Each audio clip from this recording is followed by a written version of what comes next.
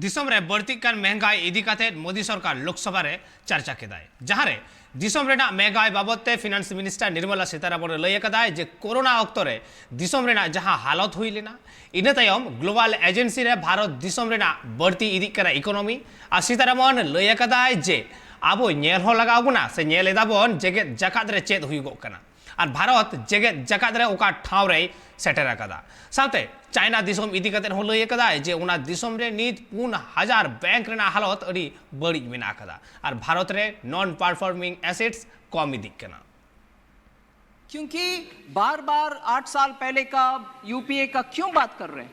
हाँ, बात करने का आवश्यकता नहीं है। हम बोल सकते हैं हम क्या कर रहे हैं, कितना अच्छा कर रहे हैं, शायद और बेहतर कर भी सकते हैं, मगर हम क्यों बार-बार उसको जिक्र करना चाहिए? क्योंकि उसका इंटेंसिटी क्या है।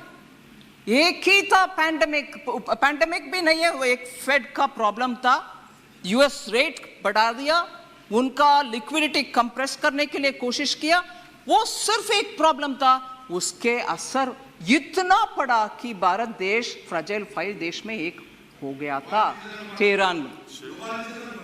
2013 में। मगर अब तो हम झेल रहे हैं pandemic, second wave, Omicron, China में जगह जगह पर लॉकडाउन, और आज भी ग्लोबल ट्रेड नॉर्मलसी तक नहीं पहुंचा। फिर भी हम मैनेज कर रहे हैं हमारी इन्फ्लेशन को 7 और 7 के नीचे रखने के लिए। इसीलिए मैं उदाहरण कोट करना चाह रही हूं सर।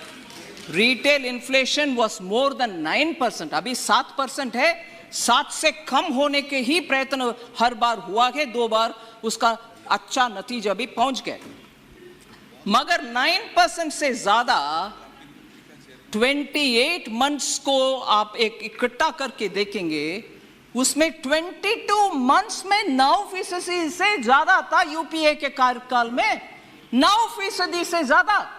अभी जब हम 7 में हैं और 7 से नीचे कम करने के लिए कोशिश कर रहे हैं, फिर भी हमें बोला गया इन्फ्लेशन आप क्या कर रहे हो।